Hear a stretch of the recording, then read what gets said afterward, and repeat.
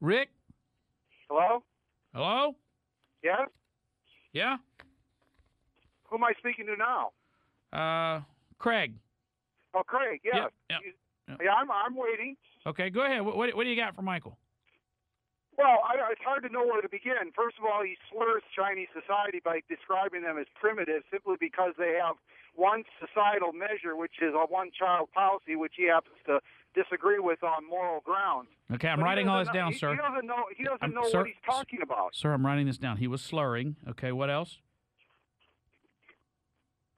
Hello? Hello? Yeah, so he was slurring. All right, what else? Okay. Well, look, I just heard myself on the radio. If you're going to put me on the air, at least have the decency to tell me. Oh, I'm sorry, sir. My apologies. Don't give me a condescending attitude. I get enough of that from listening to Barry. Okay, he doesn't know what he's talking about. Okay. Am I on the air? Am I on the air? I'm sorry? Am I on the air? Oh, hold on. Let's go to Rick. Rick, you're up, sir. Yeah, most of the time I agree with you, Michael, but you're way off base on this issue What's with China. happened, sir? What, sorry? What happened? What do you mean, what happened? I got a note that you said I was slurring. I have a speech impediment. What's wrong?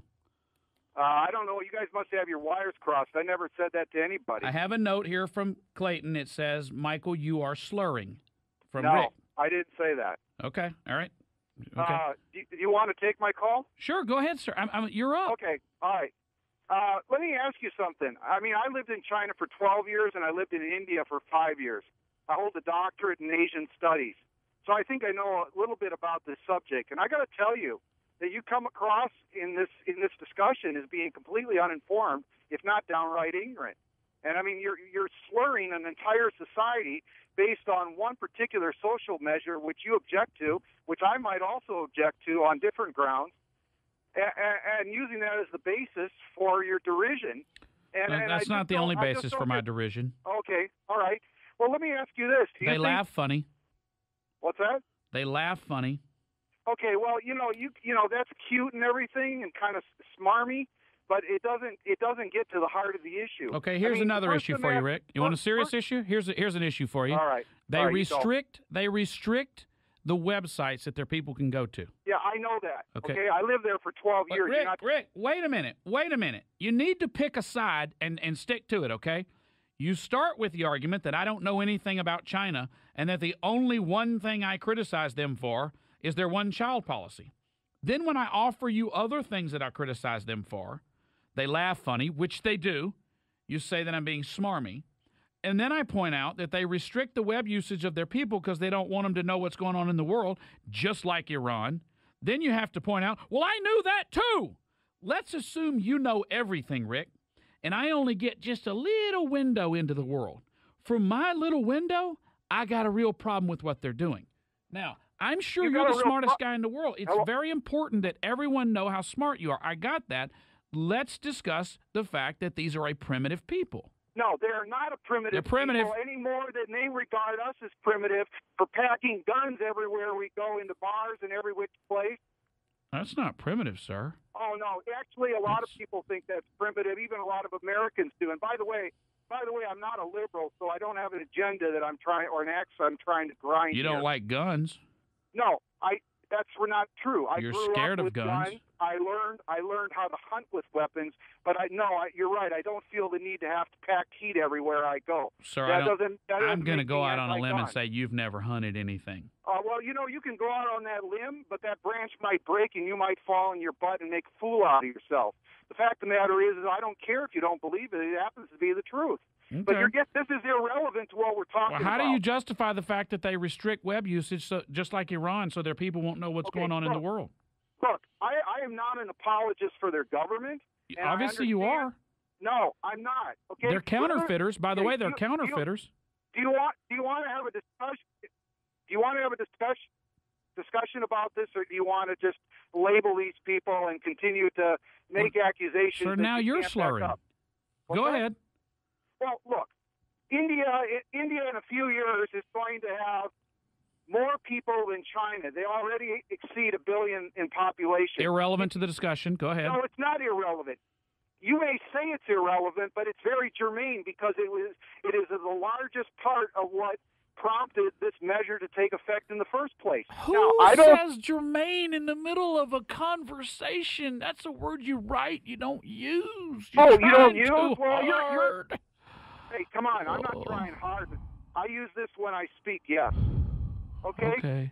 And again, you're trailing away from the point. The point here is that they didn't just arbitrarily impose this on their own people. In fact, their people, for the most part, went along with it. It is true, by the way, that some people in urban areas... How would you know their people went along with it? Because I actually read the history of the country, and I... That was written by whom? Written by not only by Westerners, but also by Chinese themselves. Oh, really? There are policy papers on this and everything. Let me ask you this. What was the measure that was taken where the people consented to this policy? Was it put to a public vote? Look, you and I both know. Yes or no, sir. How do you know what the people of China went like? Because you went to China? No, I didn't go to China. I lived and did research in China for 12 years. I'm married to a Chinese like you're married to an Indian, okay? Oh, that's why you're so defensive. Okay, no, all right. Oh, no, that's not the reason I'm defensive. Why are you defensive? I'm defensive because I noticed that you have this habit of targeting certain groups on your show. And what do you mean targeting, sir? Oh, come on. You are fixated on Black Americans, and you tend to describe them in monolithic terms. What does that even mean? Now you are generalizing about Chinese in the same way based on certain things that are done that you take exception to that I might also take exception. Well, if you take exception to them too, then what's the disagreement? The disagreement is that I don't conflate arguments or try to lump people together or judge a people and their culture or the society. You're accusing me of conflatulence? Based on the behavior of a government. You're accusing me of conflatulence? Okay, you're being silly. You want to have a real discussion or not? You know what? Hold on right there. I think we need to resolve this, sir. You're very defensive. I'm sure your wife is a mighty fine lady, okay? I'm sure she is. But the fact that the Chinese government is repressing its people has nothing to do with your wife. You're way too defensive, sir. More coming up. Standing firm against illegal immigration, unconstitutional government, and irrational thought. This is The Michael Berry Show. Oh, Rick's back. Yes. Rick, welcome back to the show, sir. Hello, Rick. Yes, I'm here. I'm glad to have you back, sir. Are you really? Yep. Well, look. Hold on just a moment. Hold on just a moment. Hold on just a moment. Just 1 second. Okay, go ahead, Rick. You set up finally? Yeah, I wanted a dinger for when you use big words. Oh, okay. You know, that's real cutesy, Michael, and you use big words too, but I guess when you use them, it's appropriate. When one of your callers uses it, especially if they happen to disagree with you, then it's just a matter of kind of being a puff fish and kind of building yourself up to be something that you're not really and all of that, right? Right. Go ahead. Right. I understand. Is it no double standard there?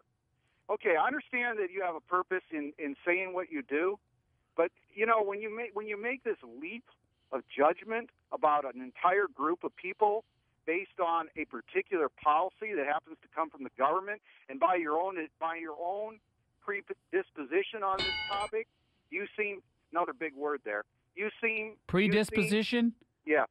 Well, you know, it has more than 2 syllables. Right. You seem to suggest that somehow the government policy itself is representative necessarily of all the views of the people.